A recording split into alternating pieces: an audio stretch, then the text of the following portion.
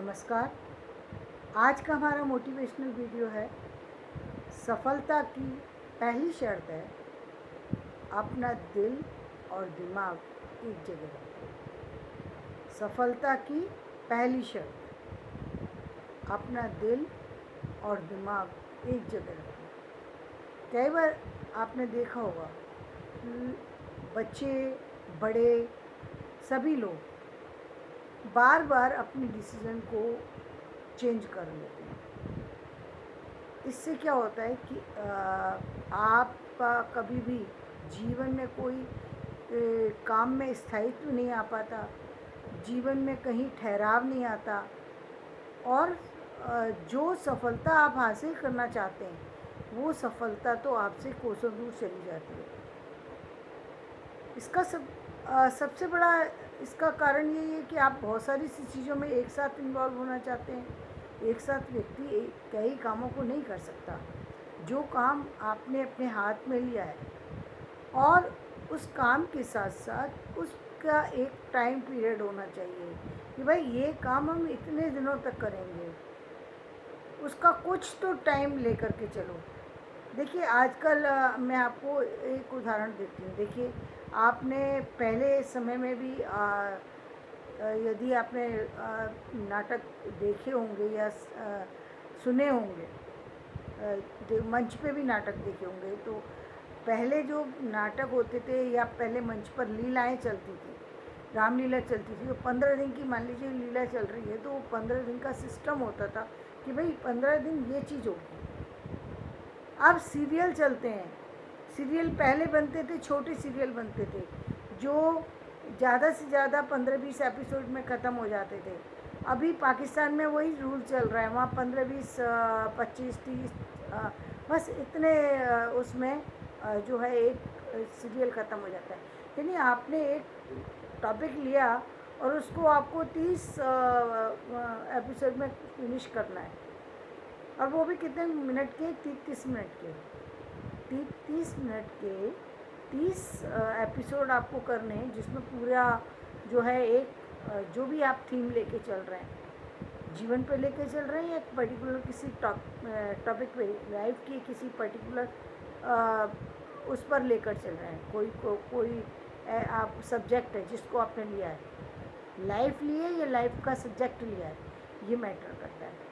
अब पहले ये था, लेकिन अभी आप देख रहे हैं एक सीरियल जो हिंदी सिनेमा जगत है, सिनेमा अभी भी 3 घंटे का की वो है, 3 घंटे फिल्म चलती है, लेकिन 3 घंटे की फिल्म में भी आपने देखा होगा कि पहले 3 घंटे की फिल्म बनाने में 5-5 साल 10-10 साल लगा दिया करते थे।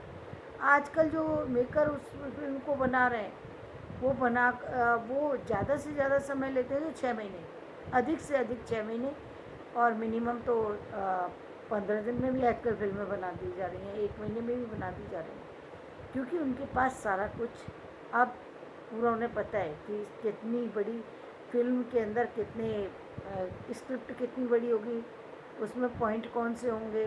उस डायरेक्टर जो डायरेक्ट कर रहा है उसको पता है, जो राइटिंग कर रहा है उसको पता है कि उसको कितना लिखना है, उसमें कहाँ उसको चीज़ों को बदलने की ज़रूरत है।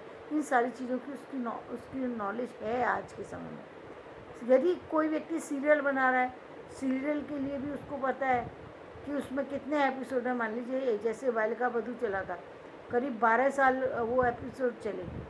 अब 12 साल का मतलब कितना हुआ भाई, 1 महीने के अंदर 20 से 25 एपिसोड आ जाते हैं, तो 12 साल में कितने एपिसोड हो गए। तो इसी तरीके से हमें भी अपने काम को डिज़ाइन करना चाहिए। मत चाहे हमने 12 साल का लिया या 15 साल का लिया, ठीक है, 15 साल तक हम दूसरे काम में हाथ नहीं डालेंगे, हम उसी के बारे में फोकस्ड रहेंगे, तो वो काम तो कम से कम कंप्लीट होगा ना। आपने जो काम लिया उसको कंप्लीट तो किया ना। अब ये कौन सा तरीका है कि आपने कोई काम लिया, आपको ये नहीं पता कि 6 महीने में करना है इसको, आपने एक किताब उठाई, लिखना है, किताब लिखनी है, हमें कितने दिन में लिखनी है ये नहीं पता, कब पब्लिश होगी ये भी नहीं पता। पब्लिश की तो खैर समस्या होती है बहुत सारी सी चीज़ें पब्लिश कराने में, क्योंकि फाइनेंस अपने तरफ से कराए तो व्यक्ति पैसा चाहिए और दूसरे की तरफ से तो पब्लिशर तो तब लेते हैं जब आपका नाम जो है समाज के अंदर है, तब वो पॉपुलैरिटी आपकी इतनी अधिक है कि लोग आपको जानते हैं, जहाँ उनकी सेलिंग हो सकती है वो तो उन्हीं चीज़ों में हाथ डालते हैं, क्योंकि उनका तो मेन मोटिव वही है। भाई जब अब वो किसी की पब्लिश करते हैं तो वो कोई ऐसे खास व्यक्ति की करते हैं जिसकी वो पब्लिश करें और हाथों हाथ चीज़ बिक जाए, तो वो उसको लेते हैं। तो या तो आप इतने पॉपुलर बन जाइए, तो पॉपुलर बनने के लिए तो आपको काम तो करना पड़ेगा ना।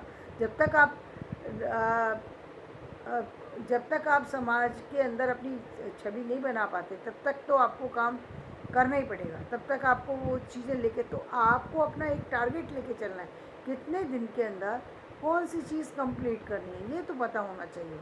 जब तक ये नहीं पता तब तक आप काम कंप्लीट नहीं कर सकते। इसी तरीके से आप यदि किसी, अभी जैसे आप एग्ज़ाम की तैयारी कर रहे हैं, तो आपको ये पता होना चाहिए कि आप जो एग्ज़ाम देने जा रहे हैं उसके बाद आप दूसरा एग्ज़ाम कौन सा देंगे।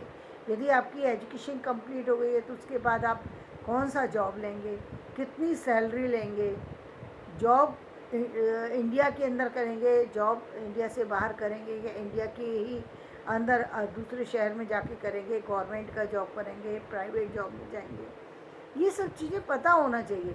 जब तक आपको पता नहीं है तब तक आप देखिए, तब तक आप भटकेंगे, तब तक भटकाव से क्या होता है, समय बर्बाद हो जाता है, चीज़ें हाथ से निकल जाती हैं। और यदि आपके पास सारी चीज़ें हैं तो आखिरकार इतना टाइम बर्बाद करने से क्या फ़ायदा। आज के बच्चों के पास तो सारी चीज़ें हैं, वो हर चीज़ के लिए तैयार हैं, उनकी नॉलेज भी पहले से ज़्यादा है, उनके पास जो कहते हैं टेक्निकल भी नॉलेज बहुत अच्छी है उनकी, तो बहुत सारी चीज़ों में बच्चे बहुत आगे हैं। तो बस ज़रूरत है कि वो यदि एक पहले से एक डिसाइड कर लेते हैं कि इसके बाद मुझे ये करना है, तो वो 6 महीने मान ली अपने किसी एग्ज़ाम की तैयारी कर रहे हैं, 6 महीने अच्छे से तैयारी करो उसकी, इधर उधर ध्यान मत भटकाओ कि अब ये मैं नेट का भी कर लूँगा, बीएड का भी कर लूँगा, और मैं यूपीएससी भी कर लूँगा, मैं इसके बाद ये भी कर लूँगा, मैं इसके बाद ये बैंक का भी एग्ज़ाम दे लूँ। एक साथ कई सारे एग्ज़ाम की तैयारी करना छोड़ दो। यदि आप बड़े हो चुके हैं, आप मैच्योर हो चुके हैं, आप और उम्र के किसी ऐसे पड़ाव पर हैं जहाँ आप कोई आपके पास जिम्मेदारी नहीं है और आप काम कर रहे हैं, तो आप जो भी काम में हाथ डाल रहे हैं तो भी उसके लिए आपका टारगेट होना चाहिए, भाई इतने दिन में ये काम हम कंप्लीट कर लेंगे। क्योंकि जब तक आपके पास एक टाइम बाउंडेशन नहीं होती तब तक आपका काम सफलतापूर्वक नहीं हो सकता। अच्छा तो ये होता है यदि आपके पास ऑफिस वगैरह सारी चीज़ें हैं तो वो और भी अच्छी चीज़ हो जाती है, प्लस हो जाता है उसमें, क्योंकि बहुत उसमें कई सारी सी चीज़ें आपके लिए बढ़ जाती हैं। और यदि नहीं है तो कोई बात नहीं है, आप अपने लिए बना सकते हैं। यदि आप कहीं से रिटायर हो रहे हैं, यदि आप किसी ऐसी जगह पर हैं जहाँ पर आपने सफलतापूर्वक बहुत सारा काम कर लिया, तब आप बहुत सारे कामों को अंजाम दे सकते हैं। लेकिन यदि आप क्योंकि आपके पास तो सिस्टम था, आपको सिस्टम के लिए ज़्यादा सोचने की ज़रूरत नहीं है, आपको सिस्टम भी पता है, सिस्टम का काम करना भी आता है। बस ये है कि आप समय पर बजाय ये सोचने कि मैं रिटायर हो चुका, मुझे अब क्या करना है, या आर्मी से या आप एयरफोर्स से, यदि आप जनरली देखते हैं कम एज में आप रिटायर हो जाती हैं, तो उसके बाद दूसरा किसी काम में हाथ डालिए, दूसरा किसी काम को कीजिए, क्योंकि आपको बहुत सारी नॉलेज है, बहुत कुछ कर सकते हैं। आप एयरफोर्स से रिटायर हो गए, आप नेवी से रिटायर हो गए, आपको कितनी सारी नॉलेज है, आप उसका लाभ दुनिया को दे सकते हैं। वो बहुत सारे काम हैं जो आप कर सकते हैं जो दूसरे नहीं कर सकते, उन सारे कामों में आप अपने आप को इन्वॉल्व कर सकते हैं। लेकिन आप यदि टाइम को के साथ में बंध कर के काम करेंगे तो शायद कई गुना ज़्यादा काम कर पाएंगे। तो आज का वीडियो मैं यहीं समाप्त करती हूँ, और सफलता के लिए अपना जो मेरा मेन मोटिव था कि एक जगह दिमाग लगाइए, एक तरफ